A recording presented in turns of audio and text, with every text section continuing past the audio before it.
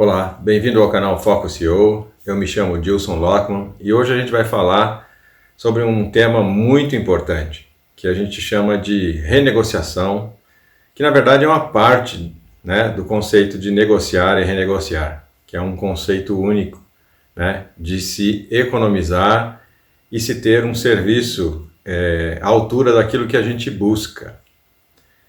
Eu vou mostrar para vocês aqui bastante detalhadamente o processo de uma renegociação prática que eu acabei de fazer com o meu plano de saúde familiar, em que eu tenho 4 pessoas, eu, minha esposa e meus 2 filhos, em que no meio de uma pandemia, num momento grave da sociedade, eu ainda consigo economizar numa renegociação do meu contrato atual de convênio, de plano médico. Eu economizei 34%, na verdade 34,88%, quase 35% de economia no valor que eu pago mensal. Vai aparecer aqui na tela como que eu vou falar sobre essa renegociação, que na verdade ela dá base para todos os tipos de renegociação, aqui vocês vão ver passo a passo, os movimentos da renegociação, da parte prática, como acontece, como as pessoas reagem, como que eu devo reagir em relação a uma renegociação. E aí você vai entender bem como funciona um processo de renegociação para que você não gaste dinheiro a mais, seja você uma pessoa, um indivíduo ou uma pessoa que está fazendo uma negociação ou uma renegociação por uma empresa, seja você de que área for. Então aqui a gente vai fazer essa sequência. Isso é muito importante, porque eu sempre digo, existem 3 coisas que fazem uma pessoa feliz ou uma empresa feliz e bem, com prosperidade, tanto a pessoa física quanto uma empresa. O que faz uma pessoa feliz, é o bem-estar, ela fazer algo que ela se sente bem fazendo, não necessariamente aquilo que ela gostaria de fazer na sua vida pessoal e tal, mas aquilo que ela se sente bem fazendo para que ela dê bons resultados para si própria e para a sociedade que ela vive. O segundo tripé que traz felicidade para uma pessoa é que ela tenha um bom resultado de vida, em termos de prosperidade, dinheiro, casa, carro, essas coisas que dão a segurança para o indivíduo. E a terceira coisa é não perder dinheiro, ou seja, ter sempre uma condição de vida em que o dinheiro não sai pelo ladrão e quando você vai ver você já não tem mais. Essas são as 3 coisas que deixam uma pessoa feliz. A outra coisa que deixa uma empresa próspera e feliz também, satisfeita com seus resultados, são 3 coisas também. São pessoas com um bom clima organizacional, em que as pessoas se sentem bem trabalhando naquela empresa, vem o fruto do seu trabalho acontecendo e os seus resultados pessoais de que as pessoas valorizam o seu trabalho. A segunda coisa que uma empresa fica feliz e satisfeita é quando ela tem lucratividade, quando ela tem prosperidade, quando ela consegue crescer sempre mais do que o momento econômico do país, ou seja, sempre acima da inflação, com crescimento constante, para que ela possa estar sempre bem. E outra coisa que faz uma empresa feliz, próspera, é não perder dinheiro, não fazer um monte de coisa, vender muito e tudo mais, e aí de repente vem um processo, vem um problema, vem um momento em que o seu produto não é mais reconhecido pelo mercado porque vem a concorrência. Esses são os fatores, e a gente vai usar aqui essa renegociação que eu fiz para mostrar um desses fatores que faz uma pessoa feliz ou uma empresa feliz, que é o que a gente chama de negociação ou renegociação. São 2 lados da mesma moeda, de não se perder dinheiro, certo? Essa parte de perda, Mas vamos lá. Eu sempre digo o seguinte, é importante a gente negociar várias coisas, como pessoa física e como empresa. O plano de saúde dos empregados ou seu próprio, as dívidas, os empréstimos, né? A gente vê empresas e pessoas físicas se afundando em dívidas e, ainda tendo dívidas, vai lá e busca mais empréstimos e isso, na verdade, pode ser um grande problema. A renegociação de contratos, né? Tanto as pessoas físicas quanto uma pessoa jurídica têm contratos diversos, né? Contratos que a gente chama, no caso, pode ser contratos de serviços, né? Por exemplo, né? Você pode ter lá sua internet, seu telefone, o seguro e assim por diante, né? Contrato com parceiros, né? Com as operadoras de telefonia, nos seus vários modelos de contrato que existem, as taxas dos bancos, tem várias maneiras de se ter que lidar com essas situações, né? E aí você tem que renegociar. Muitas vezes a gente negligencia isso que eu digo, e que eu vou falar aqui muito claramente, assim, a gente sempre tem uma sensação de que quando vai renegociar um contrato, ou quando vai negociar um contrato, você já acha que você está perdendo, né? Que você vai perder ali, porque o outro tem mais capacidade de negociar do que você, ou que ele tem algo que você quer muito e para ele você pouco importa às vezes, né? Isso acontece muito na questão do plano de saúde, que a gente vai usar como referência aqui, mas isso acontece com os bancos, acontece com as companhias telefônicas e tudo mais. Vou identificando aqui para você aquilo que eu quero dizer. Mas vamos usar a questão dos planos de saúde, né? Quando a gente vai negociar um contrato com um plano de saúde, ou com a operadora, ou com o banco, a gente acha que está negociando com a empresa que detém o serviço. E isso não é verdade, por isso que a gente fica com a sensação de que é uma briga de Davi e Golias, né? Quando na verdade não é, porque o que existe sempre numa negociação são os intermediários, você está negociando com um intermediário. Se você vai negociar com um plano de saúde, você está negociando com uma corretora de seguros. Essa corretora não quer perder a venda, ela não quer perder você como cliente, se você já é cliente dela. Então, você já percebe que você não está numa relação de Davi e Golias.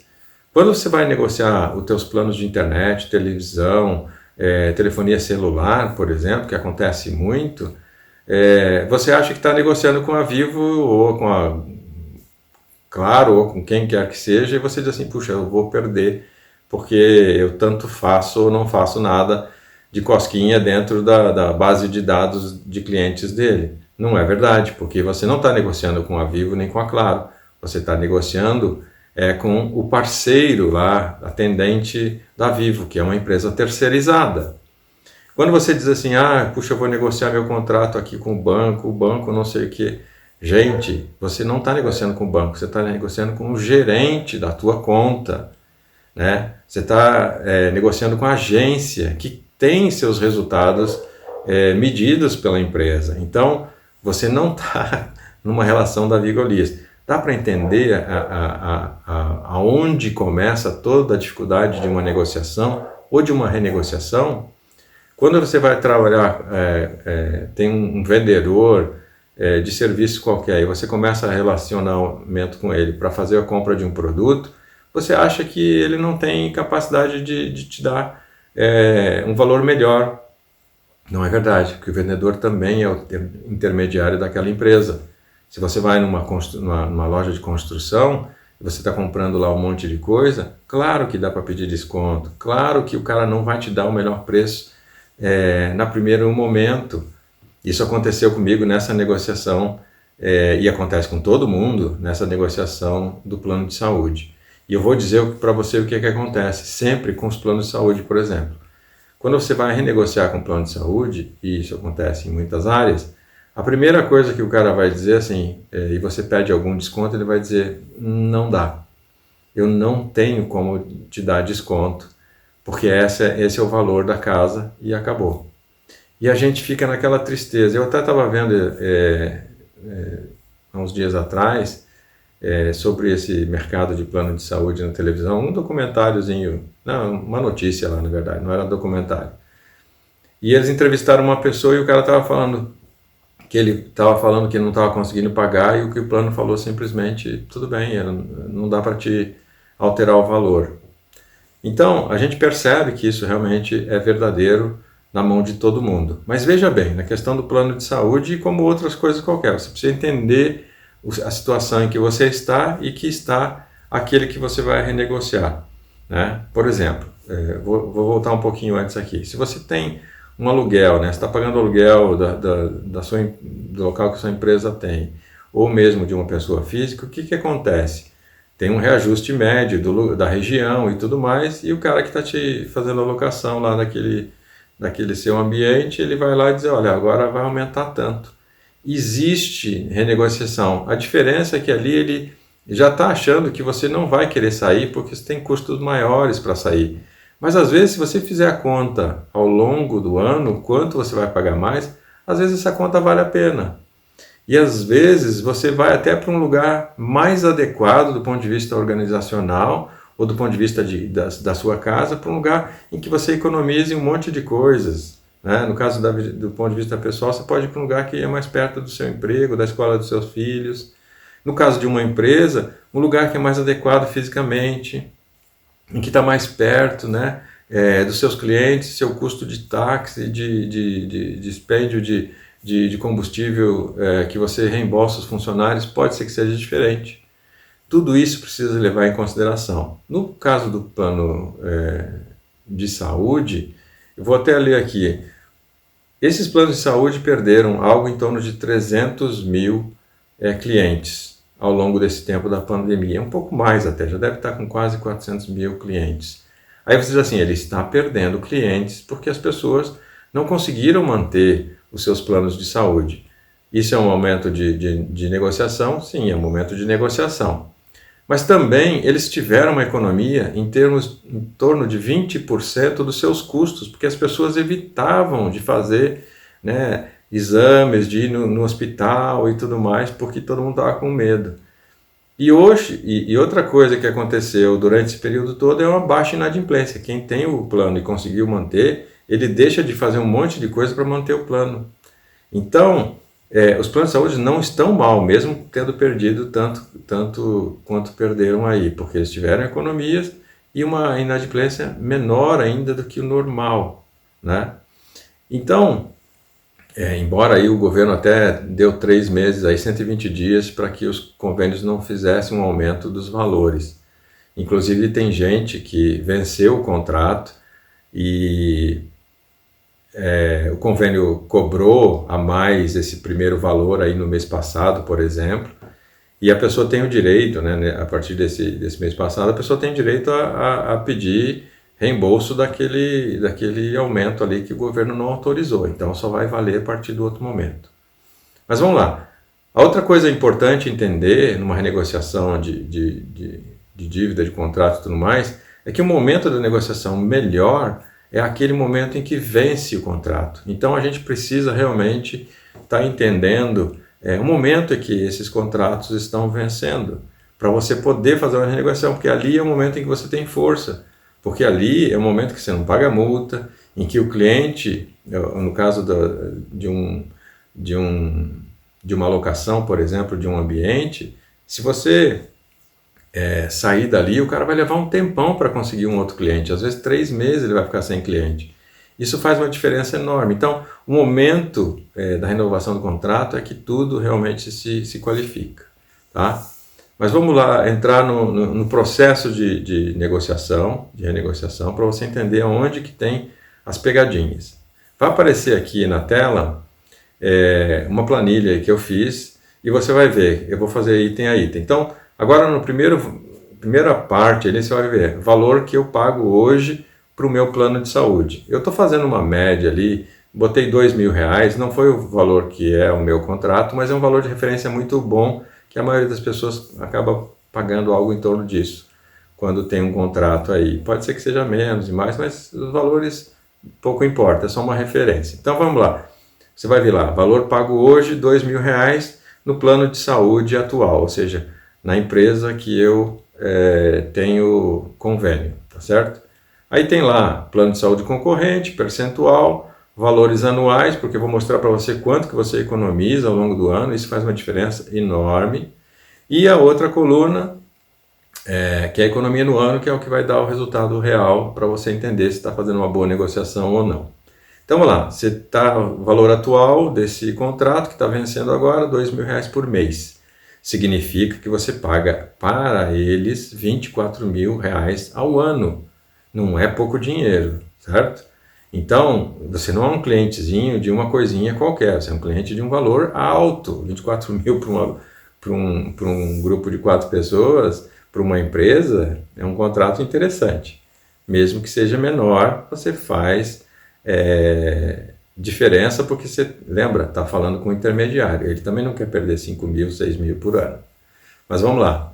A próxima parte da tabela diz o seguinte, olha, o governo autorizou, no caso do meu convênio, autorizou 13,98% de aumento a partir do vencimento do contrato. No meu caso, sairia de R$2.000 por mês para R$2.270, R$ 79,60.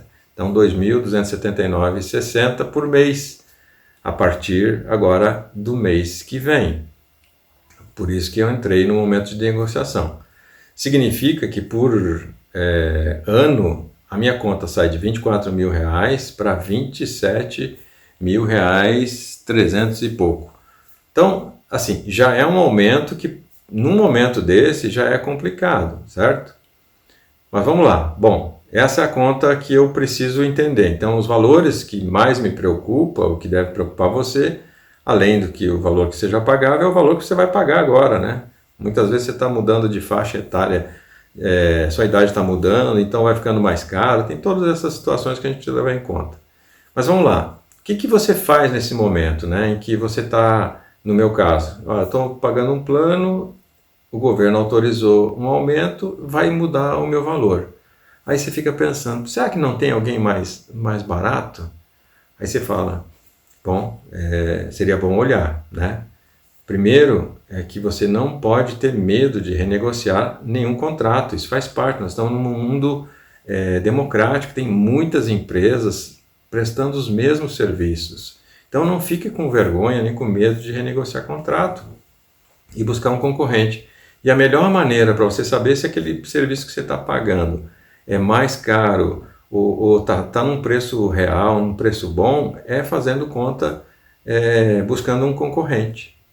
É aí que você consegue ter parâmetros, né, da realidade que você está colocado. Então vamos lá, eu fui lá e claro, eu tenho um corretor, né, que está ali naquele meu plano. Então, o que eu fiz? Primeira coisa, eu perguntei para o meu corretor, olha, esse valor agora é um valor mais novo, eu queria pedir um desconto aí para o plano de saúde. O que o corretor fala? Não, plano de saúde não vai dar nenhuma moleza para você, vai ser aqueles 14% mesmo de aumento e já foi, inclusive, né? Aí você diz assim, puxa, mas será que não dá para renegociar? Não, olha, acho bom você não mexer nesse contrato. Como eu não sou de levar para casa coisas desse tipo, primeira coisa que eu fui fazer, então, vamos lá. Se o meu corretor não muda a posição e o meu prestador de serviço também não muda a posição, eu vou buscar um concorrente. Aí eu busquei um concorrente num outro corretor, claro, né? Para você ter um parâmetro melhor. Aí o outro corretor vem e diz assim, olha, eu tenho aqui um plano nos mesmos moldes que você tem, ou seja, tudo que eu estou falando aqui são planos semelhantes, não tem diferença não, é os mesmos hospitais, os mesmos médicos, tudo igual. Aí ele me traz uma proposta dizendo que vai sair R$ 1.811, ou seja, quase 21% a menos do que aquele valor que eu iria pagar a partir desse mês agora. Aí você fala assim, bom, olha, tá bom, tudo bem, deixa eu analisar. Aí o vendedor dessa corretora já fica preocupado quando você fala que vai dar uma analisada nisso com outras coisas e tal. Mas ele fala, olha, isso tem urgência, você tem que acertar agora, porque o plano só aceita a proposta ficar no sistema 48 horas, aquelas bobagens que a gente já sabe. e que pode fazer sentido, mas tudo bem, se vencer, faz de novo a proposta. Se não for o mesmo valor, a gente vê.